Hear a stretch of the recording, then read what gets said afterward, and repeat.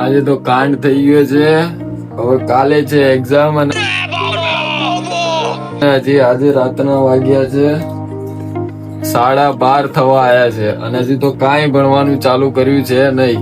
હવે આજે આખી રાત ભણવું પડશે દીકા. આજે તો આખી રાત ભણવું જ પડશે, બાકી નહીં ભણીએ ને તો બાપા કઈ એટલું આવશે ને ઘરની બહાર કાઢી મૂકશે.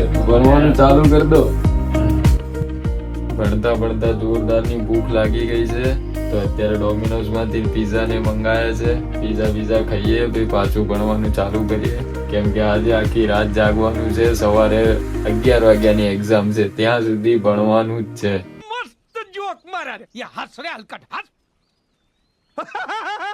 The next day. તો હવે અમે એક્ઝામ આપવા નીકળીએ છીએ. રાતે ખાઈ પીને તો સુઈ ગયા હતા, કઈ વાંચ્યું છે નહીં.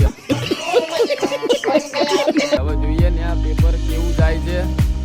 જે બી હશે તમને કહીશું કેવી કઈ એક્ઝામ. હવે અત્યારે અમારો એક ભાઈબંધ આવે છે, એને લઈને પછી અમે કોલેજ જઈશું.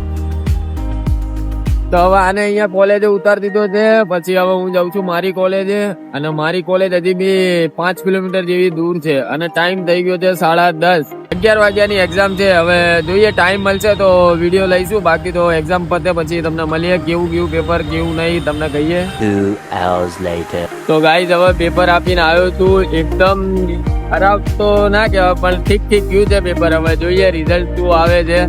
મારી કોલેજ છે નેશનલ કોલેજ ઓફ કોમર્સ. આ મારી કોલેજ આવી છે ગુજરાત યુનિવર્સિટીની. સો ગાઈઝ અત્યારે હવે એક્ઝામ આપીને હું નીકળ્યો છું, પણ પેપર તો એટલું કંઈ ખાસ ગયું છે નહીં. હવે જોઈએ રિઝલ્ટ કેવું આવે છે. લાગતું તો નથી એમ કે પાસ થવાયું.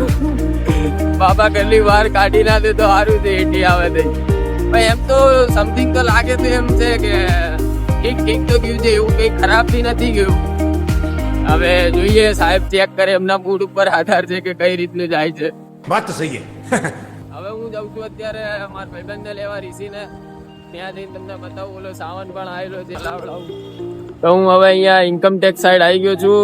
હવે ઋષિને સાવન ને અહીંયા આવે છે તો એમને પૂછે કે કેવું ગયું પેપર. આવી ગયા છે ભાઈ, કેવું ગયું પેપર?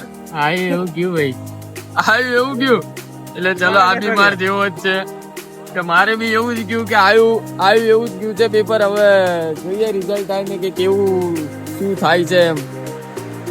તો હવે ગાઈસ ઘરે જઈએ છે, અને ઘરે જઈને તો પહેલા તો થોડી ઘણી વાર તો જોઈ જ જવું છે, કેમ કે કાલે આખી રાત જાગ્યા હતા. તો અને તો હવે આ રીતે બીજા 4 દી તો જાગવાનું જ રહેશે, કેમ કે આપણે તો કઈ વાંચી તો છે જ નહીં એમ. અમે બધા રહ્યા બેક બેન્ચરો, આગલી રાતે વાંચીને પાસ થવા વાળા लोग हैं हमारे पास, कितने शानदार विचार रखते हैं जी. ટોપ નહીં કરવાનું, બસ ખાલી પાસ થઈ જઈએ, જે આશા એ જીવતા હોય. હવે જોઈએ ઘરે જઈને. જો વિડીયો ને ગમ્યું હોય તો લાઈક શેર કરજો, અને મળીએ આપણા નવા બ્લોગમાં. બાય.